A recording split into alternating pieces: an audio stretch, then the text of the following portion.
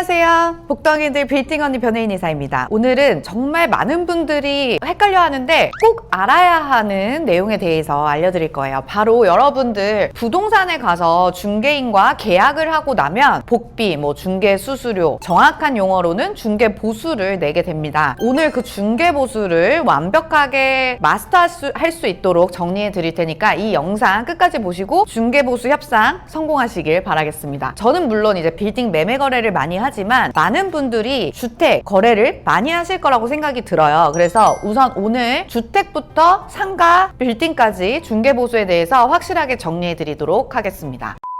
우리가 주택을 거래하게 될 경우에는 많이 하시는 게 아파트를 가장 많이 하실 거고, 원투룸 빌라도 있을 거고, 다가구, 다세대까지 다 포함해서 요 공식을 따라주시면 됩니다. 오피스텔은 또 별개예요. 그래서 우선은 매매를 한다라고 우리가 가정을 해볼게요. 매매는 뭐예요? 사고 파는 거. 사고 파는 거를 거래할 때 중개보수를 중개인한테 복비를 얼만큼 줘야 되냐. 이거는 분쟁의 여지가 있기 때문에 서울시 지역별로 그 상한 요율을 다 정해놓습니다. 그래서 이 상한 요율의 표에 따라서 중개인과 협상하셔서 중개 보수를 정하시면 됩니다. 그러면 우리 기준이 매매 가격이에요. 이게 가격 기준이에요. 가격. 내가 거래하는 물건의 가격을 기준으로 해서 이렇게 나눠집니다. 요거 보시면 5천만 원 미만이다 라고 하면 중개율이 0.6%, 2억 미만이면 0.5, 9억 미만이면 0.4%, 이렇게 9억 미만까지 0.4%다가 9억 이상에서 12억이 올라가면 이게 다시 올라가요. 0.5, 그리고 12억에서 15억 사이 0.6%, 그리고 15억 이상의 아파트를 내가 거래를 한다라고 하면 매매 대금의 상한 요율이 0.7%가 되는 거예요. 이게 상한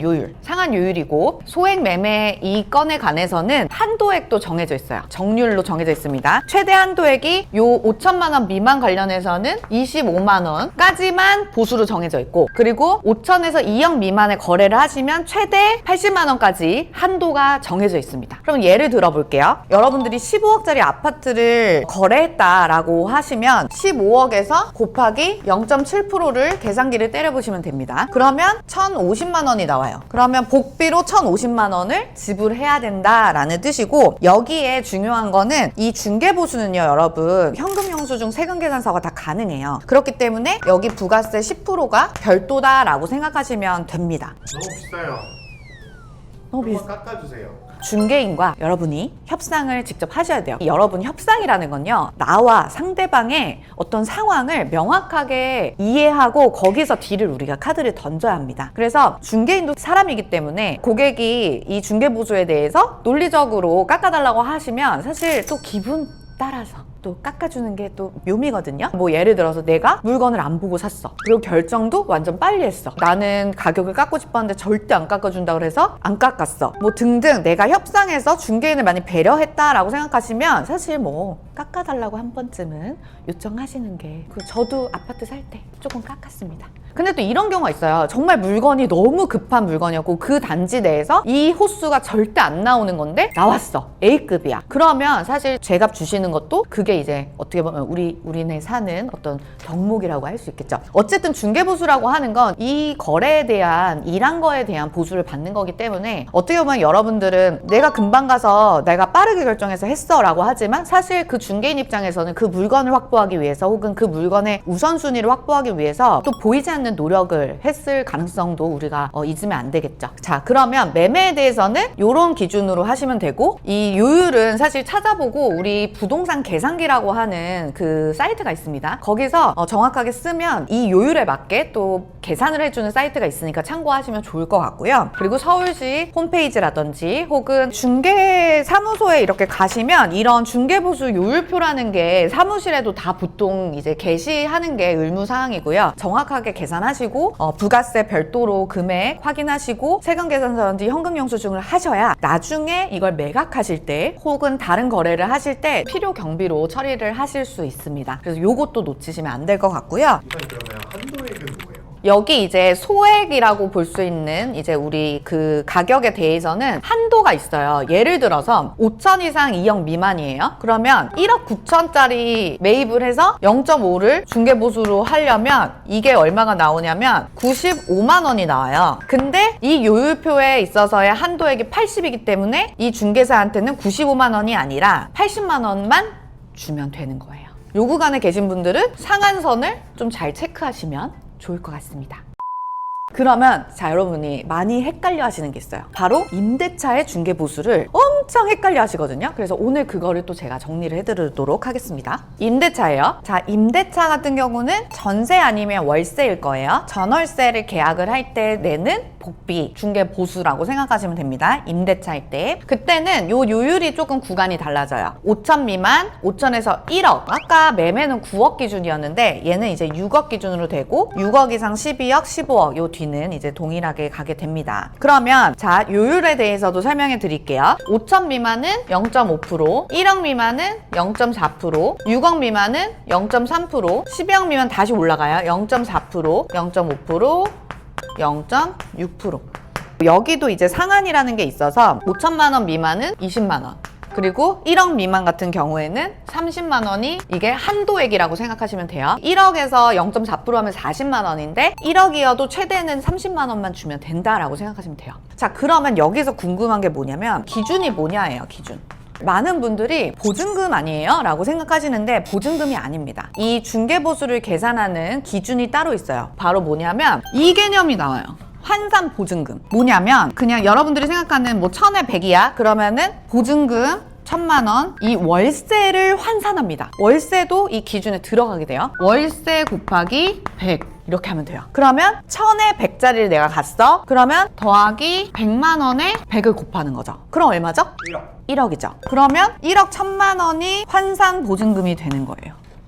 여러분, 이 개념이 왜 그러냐면 결국은 이거를 계산하는 기본적인 기준이 되는 거는 사실 보증금보다도 월세거든요. 그래서 월세도 보증금 안에 포함해서 환산해서 결정하는 환산 보증금이라고 하는 게 있습니다. 어쨌든 이 환산 보증금이 중개 보수의 기준이 된다는 점이에요. 그러면 우리가 1000에 100만 원짜리를 가더라도 환산 보증금이 1억 1000이기 때문에 내가 1000에 100만 원짜리를 월세를 들어갔다. 그럼 복비의 기준이 되는 게 1억 1000만 원, 1억 1000만 원 기준으로 0.3%잖아? 그럼 0.3% 곱하면 33만 원 되는 거죠. 그러면 복비가 얼마예요?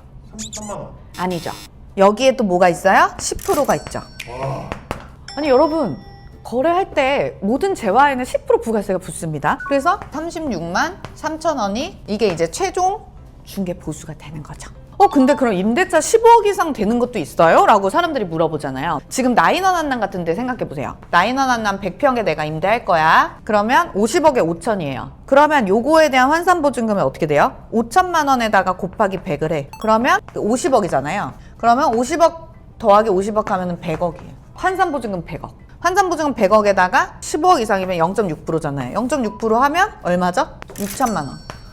6천만 원이고 그 6천만 원에 이것도 이제 부가세를 별도로 할 수 있다. 그럼 6,600만 원을 중개사한테 지불해야 된다. 다만 이거는 이제 상한선을 줬을 때 이 금액이 나오고 뭐 거래를 하는 과정에 있어서의 어떤 상황에 맞게 중개인과 협상하셔서 중개 보수를 결정하시면 됩니다. 꼭 알고 가야 되는 게 이 환산보증금 개념. 임대차 계약을 할 때는 환산보증금에 대한 거를 꼭 잊지 말고 기억하세요, 여러분.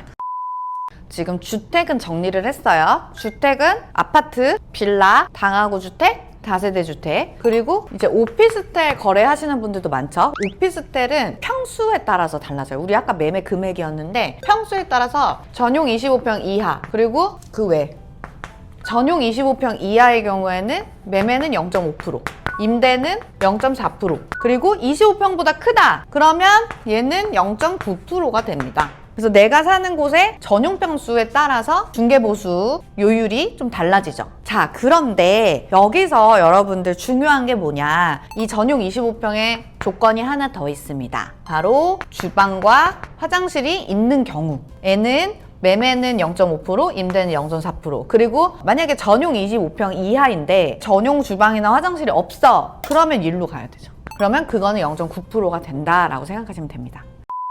자, 우리 상업용으로 가보자. 상업용으로 하면 예를 들면 상가 아니면은 빌딩, 건물.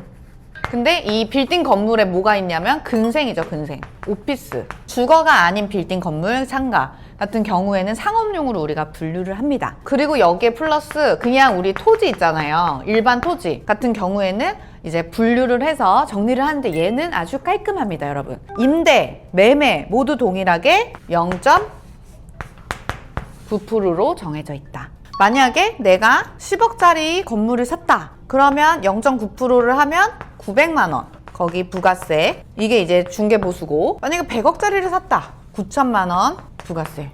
이렇게 되는 거죠.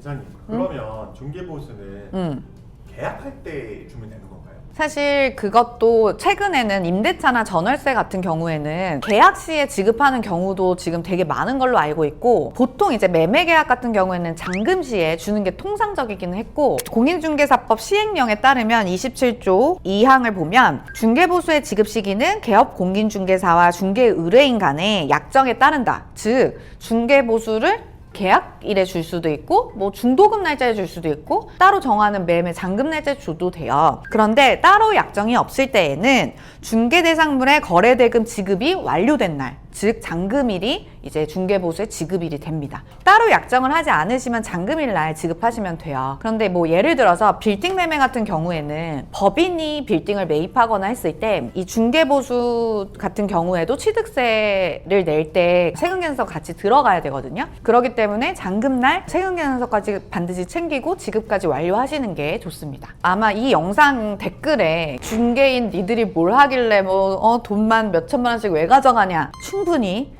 그럴 수도 있는 사례들이 있다라고 생각합니다. 저 같은 경우에는 컨설팅적인 측면까지도 많이 이제 도움을 드리고 있다 보니까 눈에 보이지 않는 일하는 그런 부분들이 어떻게 보면 중개보수 안에 포함이 되었다고 저는 생각합니다. 그래서 중개인분들 같은 경우에는 우리가 좀 당당하게 이 중개보수를 또 받을 수 있는 정도의 전문성을 갖고 일을 해야 될 거라고 생각이 들고, 저는 개인적으로 이 중개보수에 대한 이 인식도 좀 개선됐으면 좋겠고, 또 그러기 위해서는 중개인들도 우리가 또 열심히 또 전문성을 쌓고 일을 해야 되지 않을까라는 생각을 해봅니다. 아무튼 여러분, 오늘 영상 주택에 대한 중개보수부터 빌딩을 사는 중개보수까지 싹 다 정리해드렸습니다. 오늘 이 영상으로 중개보수에 대한 거는 정리하셨으면 좋겠습니다. 이 영상이 도움이 되셨다면 좋아요와 구독, 예쁜 댓글 부탁드릴게요. 여러분들 싸우지 마세요. 네, 여러분 안녕.